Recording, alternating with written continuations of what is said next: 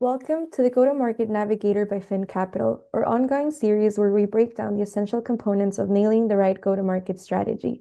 I'm Domenica Cevallos, investment analyst at Fin Capital, where I work to source deals, support our portfolio companies with strategic initiatives and corporate development activities.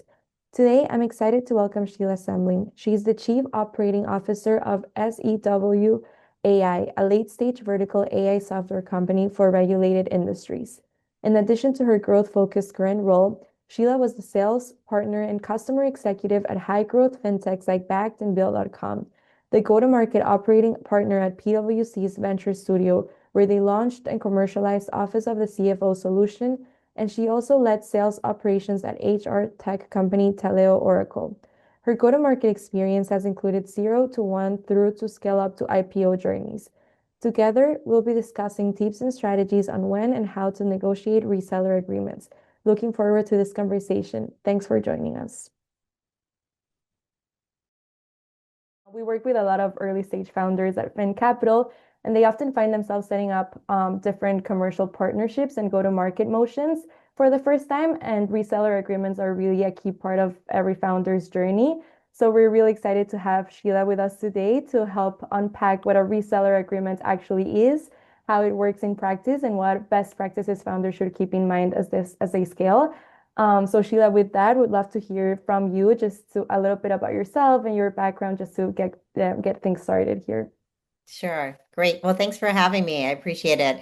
Yeah, I've really built a career in the go-to-market sector, first as an individual sales contributor early on, and for the past 20 years or so as a go-to-market leader, both for the direct channel as well as indirect channels like resellers. As an example, I'm currently the COO of a enterprise SaaS company called SEW AI. We focus on the utility sector and provide a multi-channel customer experience platform that is used by many of the largest utilities. I, in this role, also have the strategic partnerships. It includes, but is not limited to, resellers. We also have other types of embedded partnerships, systems integrator partnerships, et cetera. But today I know we're going to be talking about resellers. In my past, I've led revenue at places like Bill.com, actually for our portfolio at PwC Ventures, and earlier on at a company called Taleo, which was part of Oracle, ultimately. And so generally, I'm looking at this from the underdog perspective, the SaaS or fintech company that's growing and scaling and looking to a reseller who has a larger TAM and established install base and looking for that kind of lockup. So that's what we're going to talk about today. Thanks for That's having me. awesome. That's awesome. Thank you so much for sharing your very impressive background. We're honored to be with you today, Sheela. So thank you very much. I guess to get things started, I think a key part of reseller agreements is just the pricing model. So Sheela, why don't you just tell us, when negotiating a reseller agreement, how do you decide between offering recurring revenue like subscription-based pricing versus one-time non-recurring pricing models? Sure. Okay, great. Yeah, I think it really follows the product model and the revenue model of the company. So, as an example, in many of the companies I've worked with, we've been a SaaS, enterprise SaaS platform. That's the primary revenue stream. And what we're really focused on when we think about aligning the value of our company as we grow to the economics. So for a SaaS company, it's typically that recurring revenue. And you might ask, well, what does that look like over time, not just, upfront? So I think typically when we think about that sliding scale of the revenue split or the royalty share that we're getting as the ISV, when it's resold on our partner's paper, it could be, yeah, I've seen anything from in terms of the split from, 20% to your partner all the way up to 60%. And it really depends on the level of effort, not just in the original deal, but throughout the customer life cycle. So you really have to think about that up front. What is the tail of revenue going to look like over time? And how does that align to the level of effort that your team employs versus your reseller? Who's best equipped to take on those tasks. So if you think about selling the deal, a complex enterprise deal, we might look to our reseller partner for sure to help us get embedded in a larger digital transformation Mm. sale that they're undertaking. But are they going to be expert in driving adoption, on, really continuously aligning with your line of business champion in finance or customer support or wherever you're selling your product into? You also have to think about, 2, 3 years out in terms of the renewal cycle, who's best equipped to take that on. So the length of how long that royalty is valid really depends on level of effort. Generally, I've seen that there is a revenue split up front and then it kind of tails off over 1 or 2 years where That you're makes taking on sense. most of the work. Yeah. That makes sense. Thank you so much. And I guess just going off of that, how do you balance protecting your company's margins while still making the economics attractive enough for resellers to prioritize your product? It's a really good question. I think first and foremost, in order to protect your margins, you really have to understand your margins, and what you desire those to Mm. be over time. Thinking about your gross margins, your net margins, as well as unit economics on the deal. From that, I think there's probably three key protections that we typically look for to negotiate into our contracts. The first is the market, sort of that range of the market to the floor price that is allowable in a deal. And you would think about that market price being pegged off of some data based on how are you selling that product through your direct channel and what is the willingness to pay from your customers when you're going out there and selling through your own sales team.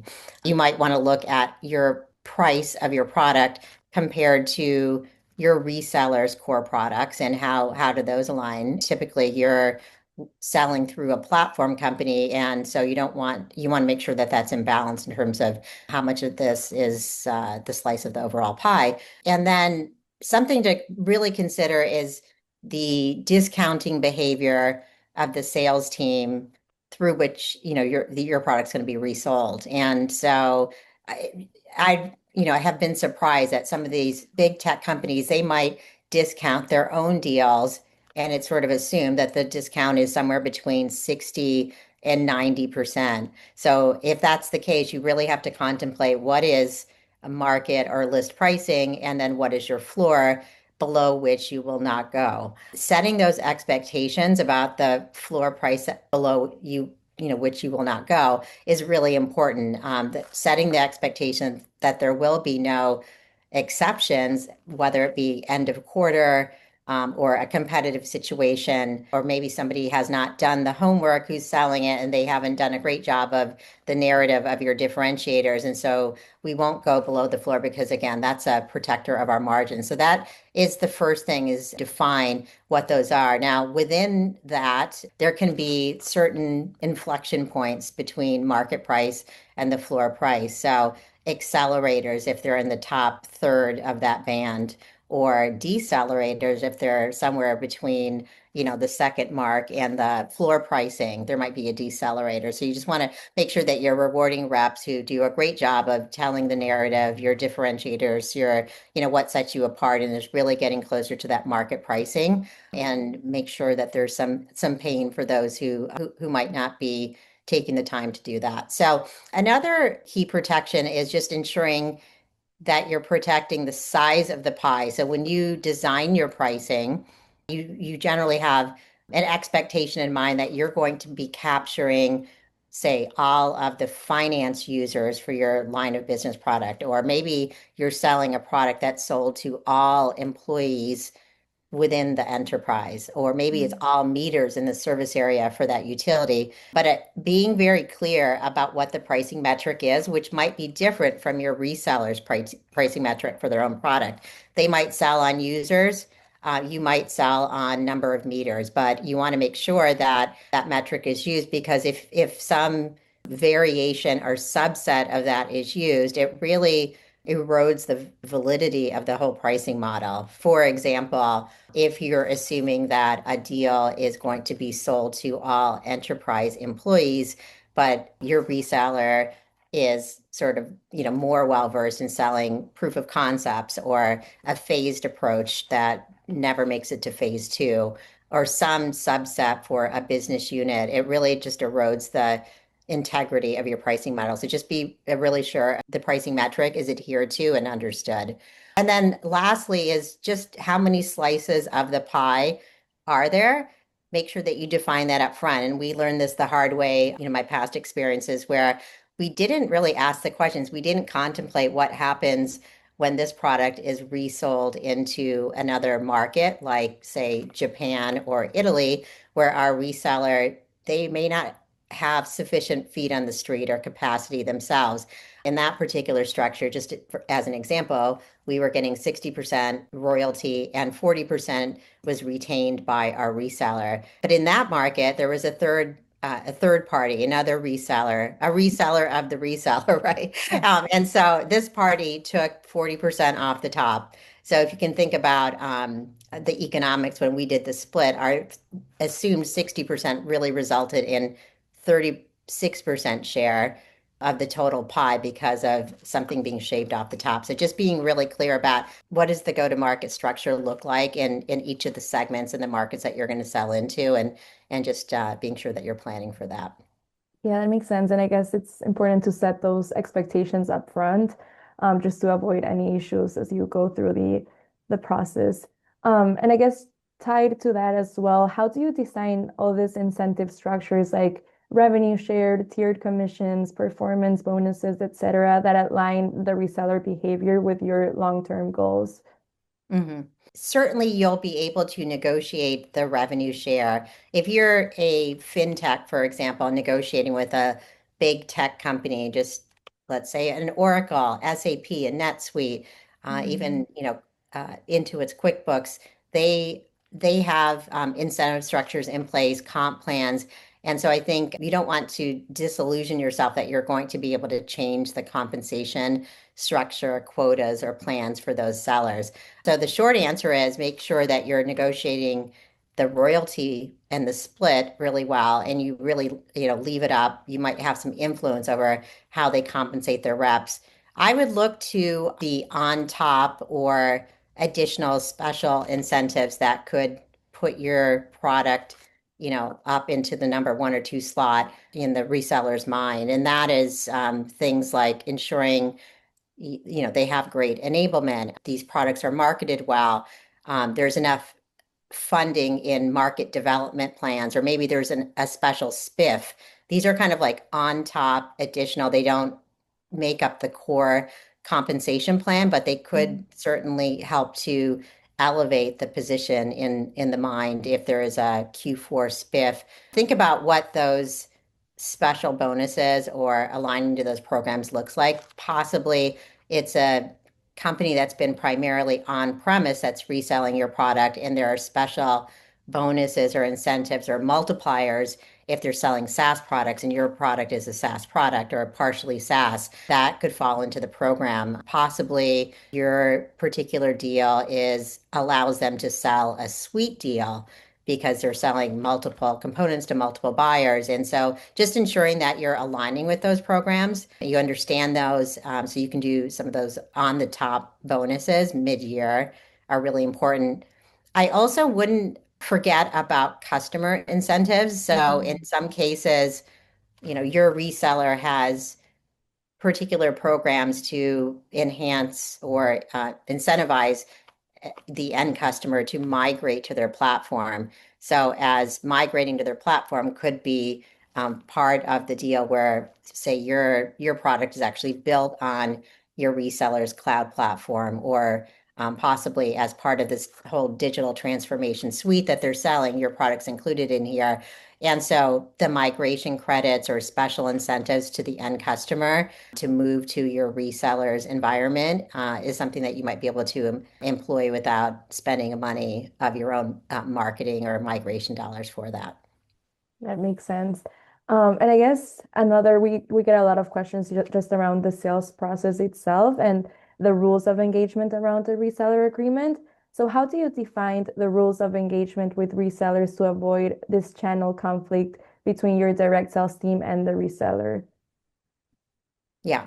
First off, I'd be really clear up front, and this is kind of like a stakeholder conversation early on to map the sales process that exists today for your reseller, and your own sales process, ensuring that you understand how deals get done.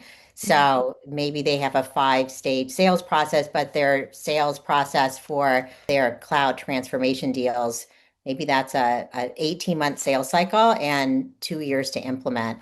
Your product might have a 3-month sales cycle and 6 weeks to implement. So you really want to be clear on what the sales process and the customer journey looks like for your reseller and at what time within there would it make sense to introduce your products. As an example, on the 18-month sales cycle, you probably wouldn't want your reseller to introduce your fintech kind of higher velocity product during their discovery phase, right? When they're just getting Mhm. started.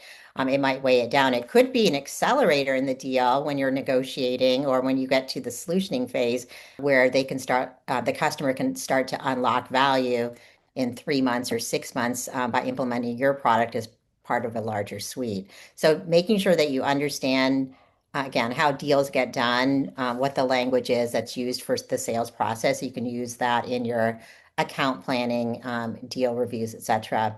The other is in terms of rules of engagement, I would just make sure that you're clear up front that there is an expectation of regular pipeline collaboration and account planning. So odds are you're not going to have any direct link between their CRM and your CRM. So these could be, even in 2025, these could be extracts of their pipeline that you're sharing in a protected environment and vice versa. That's okay. You just make sure that it's fresh. You're sharing those with the ability to prepare for live conversations about progressing deals and building pipeline on a monthly basis. So having that pipeline collaboration is really important. And then I'd say rules of engagement. This seems obvious, but it doesn't always happen, which is ensuring that you are upfront that you're going to have partner preference in the market for each other. So when their customer or prospect says, I'm interested in, from answering these discovery questions, changing out my payment processor, for example, and you're representing that part of the stack in your solution, you want to make sure that you're the number one partner. They might have multiple partners, to be honest, but you're the number one partner in this particular deal that gets recommended, and reps understand exactly why and how your product is differentiated. The same kind of thing, you're as the fintech or the startup or what have you, you have an ability to influence deals as well, larger deals, and you hear that they might be changing their ERP stack. You would want to recommend this other player. So what you don't want to do, and you just want to make sure that you're clear about this up front, is that you are the preferred partner in both directions. And we don't bad talk anybody, the other player in the field. And it happens more than you would imagine. And it really is kind of unrecoverable once you do that. So in concert with that, I would have a clear kind of line of support for the field sellers if they have a question. There's a support issue, other things like that they just need more information, ensure that they can get that in a clear and concise way. So in regard to rules of engagement, oftentimes we do document these for our own selling team. I think for me, like culturally, it has not been the right approach to document rules of engagement and hand it over to your partner. Mhm. I think it's much more about having that alignment between your two heads of sales, the champion on your overall deal, and in ensuring that through that culture and behavior, you're emulating that in the field. Yeah, and I guess it's just building that relationship to make sure that both, um, I guess they're both aligned on the same outcome. So it's more about relationship building versus just having a paper of rules of engagement, if that makes sense. But yeah, everything super interesting and very important. And I guess You already touched on this, but if you can expand a little bit, how do you approach co-marketing, joint pipeline development, or shared account planning to maximize mutual success? I would just say all of those things are critical when you're designing your partnership agreement. It's less about the agreement and just about, structuring the overall vision for how you plan to be successful together in the market. It's not Mhm. just the sales organization. So you want to make sure that you have stakeholders identified and who are, going to move forward with a joint marketing plan and calendar for the year. That you have a enablement plan and you have resources on both sides to ensure that the teams are trained, enabled, and ready to step in front of customers with a joint narrative around your solutions.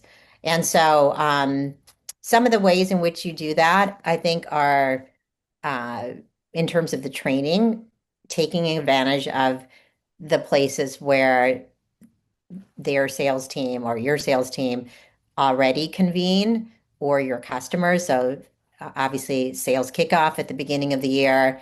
If you could do the planning in October, November, December to ensure that your company is going to be part and your product is going to be part of the messaging for their strategic themes for the reseller throughout the year. You have key, executives from your organization that are on stage at the sales kickoff. And ideally, you're even agreeing with the head of sales that there is some half day, full day planning on targeted account planning that Mhm. follows sales kickoff. This is the time at sales kickoff when generally the sales team is receiving their updated compensation plan, their territories, and their list of accounts. So going right into the target accounts that you've identified and planning for the year on how you'll collaborate is going to be really important. The other is uh, where else do customers convene? So there are large industry events. I'm sure your reseller has their own annual customer event. There's user groups. Those are all great places where your sales organizations can collaborate to bring prospects to the events to learn, bring existing customers to share their success on stage or in conversation, roundtable conversations with other like executives. Those are great places as well. In terms of, the marketing budgets, resources, enablement, I just say make sure you've got those dollars allocated on an Mhm. annual basis upfront. It's really hard to, get into the situation where you're in the third quarter and you're being asked or they're being asked to sponsor your customer event. So just make sure that's part of the overall plan. And so those are some of the things around pipeline planning and development. I'd also say, upfront when you're structuring the deal, ensure that you have jointly built and agreed upon a model for how you'd like this to play out over time. The high, medium, low scenarios of what if you poured fuel on the fire of marketing and demand gen, and both of you invested upfront to ensure that that engine starts to kick. What if you are investing in additional sales capacity that has specialized knowledge around your sellers? You want to make sure that you know what good looks like. You've Mhm. planned for the realistic upswing in revenue that's going to follow the level of effort again from sales, marketing, enablement, and the other resources. Interesting. That makes sense. And I guess that ties really nicely into our next topic, which is just structuring the customer support for partners. I think that's something that founders really need to understand and align on before they actually start on the journey of the reseller agreement. So, how do you train or certify resellers to ensure they're equipped to provide high quality support without overwhelming your internal team in the process of doing so? I don't think it's just, one answer there. It really depends. In some cases, if you're talking about the support for your product, that's going to be sold through a suite in an ERP deal, for example, right? Mhm. Those large enterprise customers are used to a level of support and a set of digital and other support channels that they enjoy with the reseller already, right? Just say this is an SAP, NetSuite, Oracle, um, um, Pfizer, these large companies. Generally speaking, it's going to be easiest for the customer if they are able to retain those channels for ticketing and support. And there's some back end connectivity that's thought about in advance, and this connection is made so that tickets can flow to your organization to get answers. But we're looking for our reseller generally to be the prime on support of providing the answers. They come to us with anything that might be a one-off or harder to solve. Um, you might be in a situation though, this is what I was just talking about is like a software company being resold through another larger software company.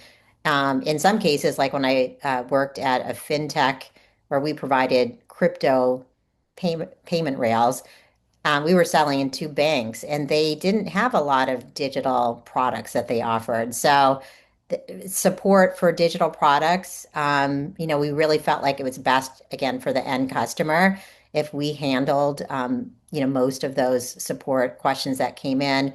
These had to do with, user logon, like features of the product platform, how to, set up users, things that are not necessarily in the support Q&A document for the customer support agents, right, for the bank. So we typically handled more of that. And then, we've been in situations where the best scenario would be to just sort of think about how you would triage support and the type of questions and domains that you would handle versus your partner. So it could be, the first couple of tiers of support are going through your partner. These are things like, again, password reset, like basic questions that you prepared them to answer.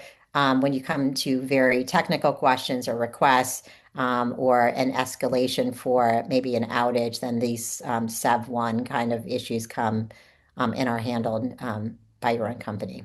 So Yeah. it really depends. Yeah, that's interesting. You have that first line and then the versus the escalation. So it's interesting to see. And I guess just to wrap things up, Sheila, it would be great to hear from you. If you were advising another startup founder that's negotiating their first reseller agreement, what's the biggest, I guess, lesson learned or pitfall to avoid?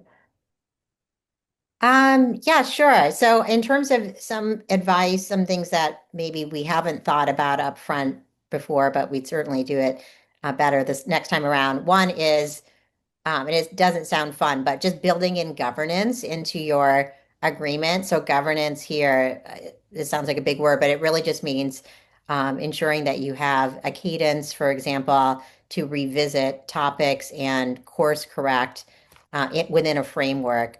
Just as an example, possibly the pricing that you're charging today becomes there are going to be some important inputs that are you need to look at, such as Mhm. inflation, tariffs, competitive pricing, these sort of things. And you might want to revisit the idea of how you price your products on an annual basis, and have that discussion and set the pricing for the upcoming year. It could be about that. It could be about the product set. So setting in governance for how you review and maybe qualify products to be resold by your rep. Hopefully the company that's reselling your product, they're excited about bringing additional innovations that are coming out on your own platform to market in the future, and you're not never going to stop innovating. So having a way to assess those products, to qualify those and ensure that for the following years that these new SKUs are going to be included. That's what governance looks like, as well as just stakeholder monthly meetings to assess issues in the field, opportunities to collaborate, et cetera. So governance is one, ensuring you're building that in. And I think in terms of pitfalls, things to avoid, um, probably, one of the most notable would be saving the PR, the press release, the big announcement that you've done a deal with such and such big company until you have some customer proof points. And so when you think about what really is going to move and compel other customers to consider this partnership and think, well, wow, that kind of lock up and tie up makes a lot of sense. For me, it's when you hear about success from peers in the market who are using the set of products together. And so you want to just wait until you have customers on the platform using it, et cetera. The same goes for, say, you're a public company and you've announced this, and institutional investors are surely going to ask in the next quarterly investor call about the success of that partnership if you've announced it. So just ensure that you're doing that at the opportune time when you have metrics to talk about success, rollout, users, adoption, and all of that. So other than that, I'm happy to take questions from your team and founders as they come up, and I was happy to spend some time with you today. That's awesome, Sheila. Thank you so much. This was great. I feel like reseller agreements are a key part of any founder's journey, especially as they start scaling their business. So I'm sure we're gonna provide your contact information so founders can reach out to you. But this was extremely helpful. So thank you so much for joining us today. This was great. Thank you.